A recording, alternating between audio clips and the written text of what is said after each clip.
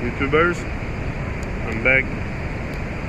We're gonna talk about love, being conscious of love,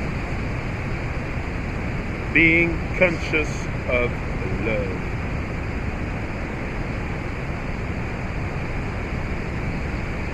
All the world's religions have love as their central and most often highest virtue and value.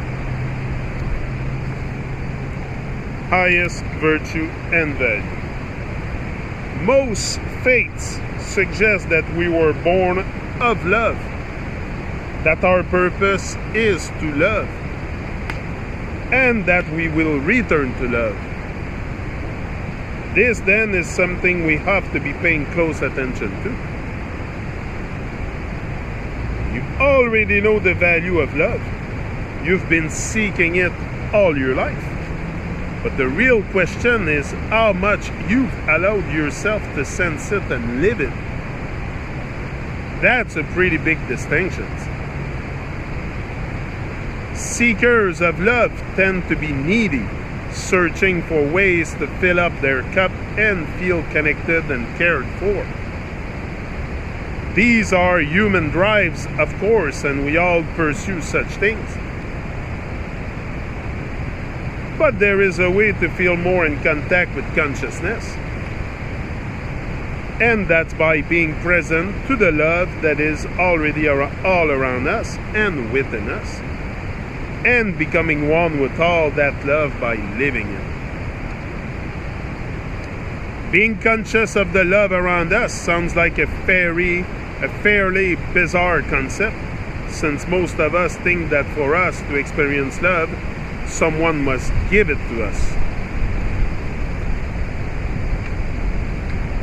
Someone must give it to us.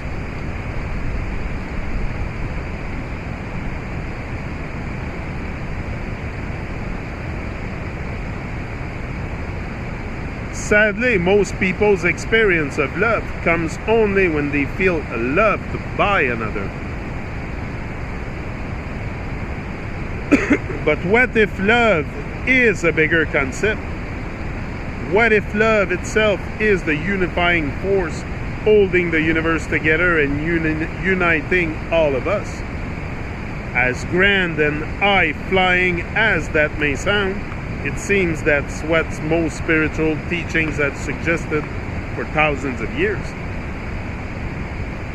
Sensing the love around us is powerful, but becoming one with it and living through it is a whole other level of consciousness. If we all aim to get love in our lives, why not give it? Living from this place changes our entire focus from ask and you shall receive to give and you shall receive. But we can go further yet. Love is all around us and it has been given freely, so perhaps we should give love without expecting anything in return. If all this resonates with you, try today and for the rest of your life to be more loving. Notice the love that exists all around you. Exude love to others. Think from the place of love before making decisions. Talk about love openly. If you can do that, your life will come alive. As Pierre Teilhard de Chardin said, someday, after mastering winds, waves, tides, we shall harness the energy of love, and for the second time in the history of the world, man will have discovered fire. Being more conscious of our presence, coincidence, our intuition, and love are ways that we can better know and explore the consciousness all around us.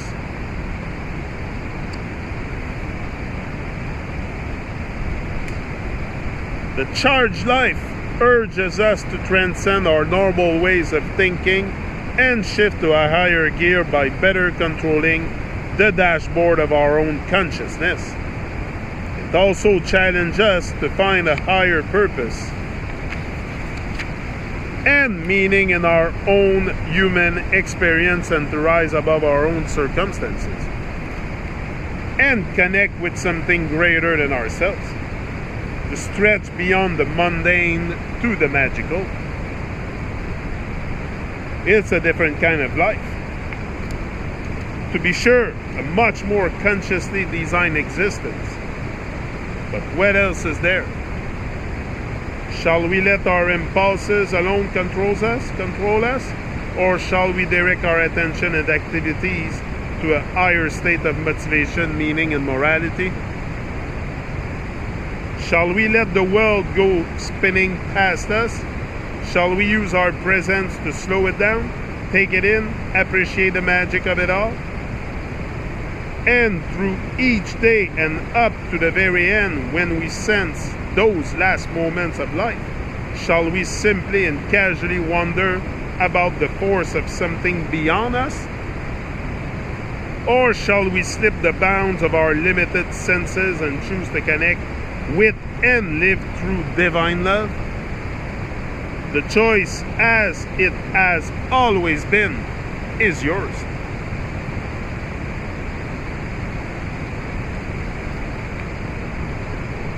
There are just 10 human drives, and yet neither you nor I will ever completely master them. We will come to better understand them. We will struggle and improve in activating them. Yet we will never know complete victory over all of them at once, or even just one. Concluding a book by saying we cannot win may seem odd, but it rings true to the theme of this work. The real gift is the journey you take as you strive to get better and deeper into your life. Living a fully charged life demands constant choice, presence, focus, stretching, growth, and mastery. Enjoying the blessing of being energized, engaged, and enthusiastic require hard work, struggle, and commitment most will never have. And yet I believe you do. We've traveled far together, rounding the bases of our drives to have more control, competence, congruence, caring, connection. We've swung for the fences and advancing our lives through our drives for change, challenge, creative expression, contribution, and consciousness. Simply knowing the playing field of our own human condition sets up to better succeed in the grandest game we will ever know. Life. Love life. The game will be harder than you imagine, as will activating these 10 human drives consciously and consistently. That is why I say you will not know complete victory. And the 10 drives, I'm going to name you the 10 drives. I think we're going to go through that book a little bit more.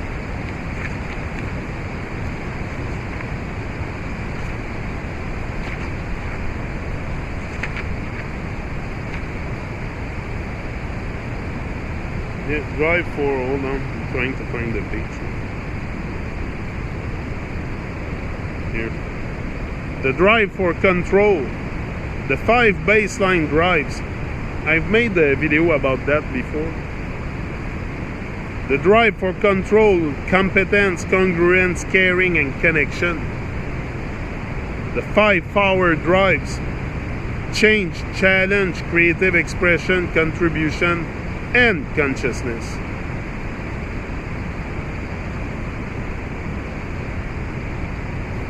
Chargers are open and observant in the moment. Open and observant in the moment. Informed about, but not confined by the past. Chargers are aware and accepting of the present moment. They tend to engage with great curiosity, spontaneity, and flexibility in the world unfolding around them.